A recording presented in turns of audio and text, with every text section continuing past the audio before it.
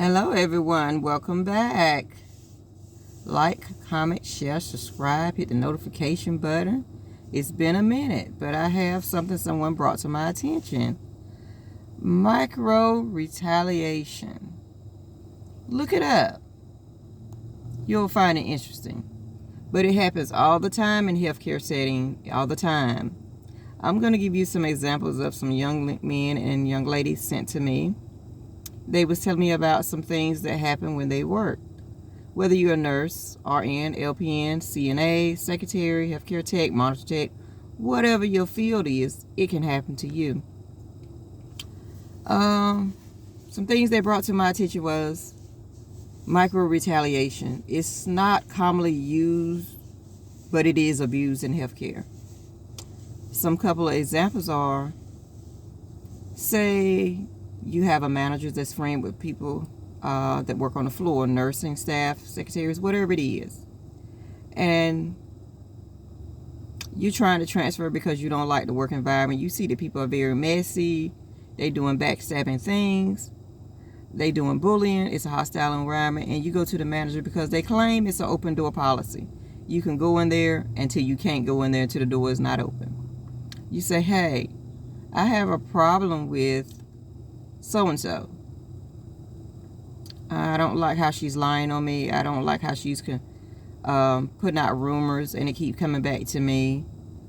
Can you have a conversation with her? I've tried to talk to her, but she don't have the time.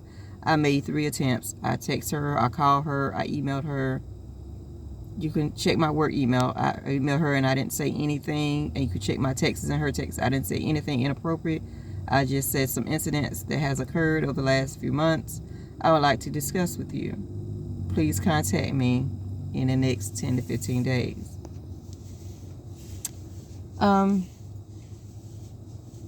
So the manager talks to the nurse, to the secretary, to whoever the person was that she had a problem with or he had a problem with. So the manager brings the employee back into the office that filed a complaint and say, hey, well, you've been late a couple of times. But it was that late one time a year, 1 minute late, 2 minute late. But my feel on that is if a person was constantly late, you would pull them into the office and tell them during their evaluation if they was late 1 time, 2 times, and that's not enough to really pull somebody to the office a minute or 2 minutes late 1 time or 2 times a year. When somebody do it consistently, that's a time to pull them to the office.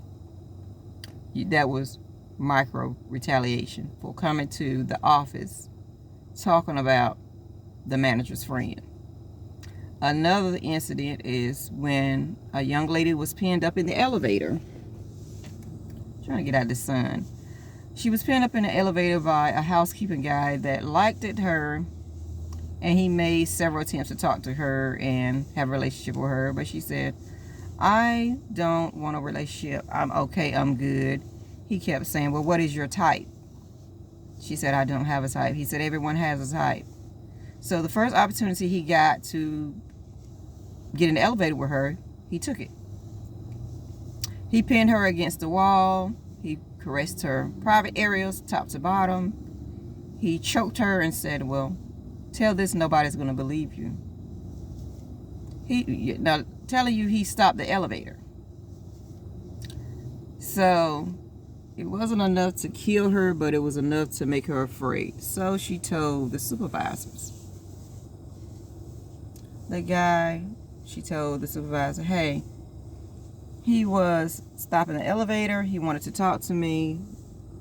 I'm pretty sure he didn't have your permission to stop the elevator because it has to be reported when someone stops the elevator so they can have a reason. So security can have a reason why the elevator was stopped. She went to the office on him. They got rid of the young man.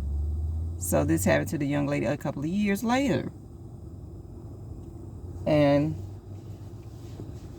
hold on, somebody's walking by. Okay.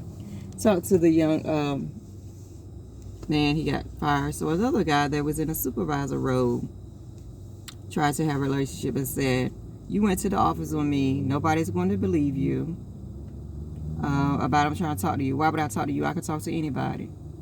But a lot of times supervisors abuse their role because they feel like you got to sleep with them to get high up on the totem pole. But most jobs, so the manager won't have to be on every little thing, they hire assistant managers, supervisor, team leaders to handle a lot of the things that's going on. But a lot of the supervising team leaders are not equipped to handle certain things, and they shouldn't be in a role to be trusted like that because they will abuse it with no education. It's very important that you get people in roles with education because you're going to continue to have sexual harassment allegations. The young man kept saying to the young lady, nobody's going to believe you. So she got tired of him. And what she did was, next time he came around her, she recorded him for saying, the only way you're going to move to another position in this department is if you sleep with me. And nobody's going to believe you if you keep going to the office because we all guys, we run this department. So she took it to the manager and she told the manager, to the director, if you don't do nothing about him, I'm going to human resource in 5 days because I done sent you emails about this young man bothering me. He keep right on bothering me and telling me that you're not going to do anything. So the manager said, well, hey, you was late a couple of times. Should I be watching you? People are saying you're not doing your work. So why all of a sudden you want to say somebody's not doing their work when they have a complaint and they threaten to go to human resources on you as a director of not doing your job?